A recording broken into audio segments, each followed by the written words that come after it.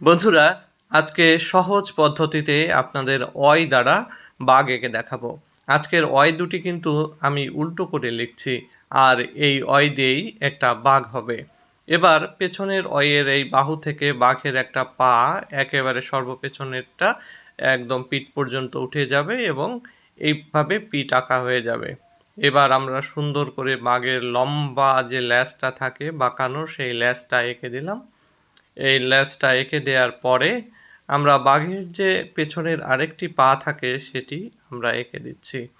বাঘের সামনের যে থাবা থাকে সেই থাবা আমাদের প্রত্যেকটাই এঁকে দিতে হবে এবং সেখানে কিন্তু এইভাবে নখের অংশগুলো থাকে।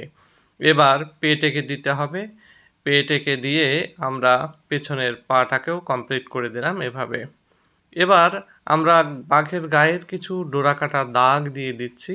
বাঘের গায়ে কিন্তু অনেকগুলো ডোরাকাটা দাগ বা কালো দাগ থাকে, যে দাগগুলো আমরা ডোরা দাগ বলে থাকি বা ডোরা কাটা। আপনাদের অঞ্চলে কি বলে সেটি কিন্তু আপনারা আমাদের কমেন্টে জানাবেন। এই কালো দাগগুলোকে আমরা দুপাশ থেকেই এটা দিয়ে দিচ্ছি। এরপরে আমরা সামনের একটা পা এভাবে এঁকে দিলাম, ভাঁজ করা যে পাটি রয়েছে।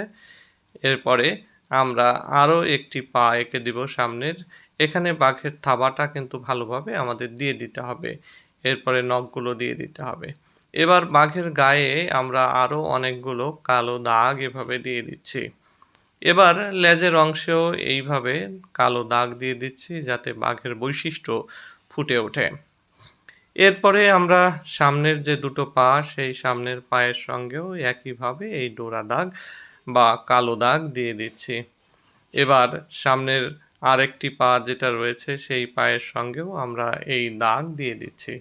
আমরা দাগগুলো একটু তির্যকভাবে দেওয়ার চেষ্টা করছি, কারণ এর মাথা দিকটা একটু সরু করে দিচ্ছি। এটাই তির্যক ভাব। এটা কিন্তু বৈশিষ্ট্যটা বজায় রাখলে বাঘটা দেখতে সুন্দর লাগবে। এবার উল্টা করে একটা 3 এভাবে আমরা লিখে নিচ্ছি। এর উপরে একটা ভি দিয়ে বাঘের নাকের কিছু অংশ ভরাট করে দিয়ে এখানে কতগুলো ডট দিয়ে বাঘের লোম দিয়ে দিলাম। মুখে কিন্তু বাঘের লোম দেখা যায়।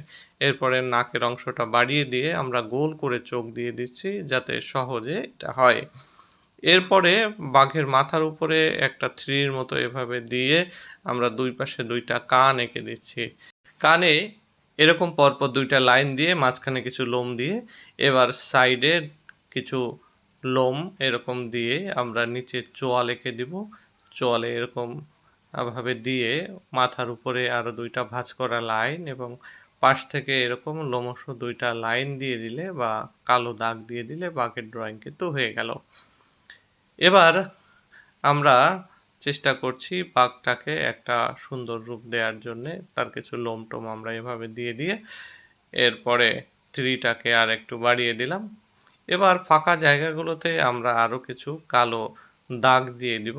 বন্ধুরা, আজকের বাঘ আঁকা কেমন হয়েছে সেটি কমেন্টে জানাবেন। ভালো লাগলে লাইক করবেন, কমেন্ট করবেন, শেয়ার করবেন। আর নিয়মিত এরকম ভিডিও পেতে চাইলে অবশ্যই আমাদের পেজটি ফলো করে রাখবেন। তাহলে আপলোডের সঙ্গে সঙ্গে আপনাদের কাছে পৌঁছে যাবে।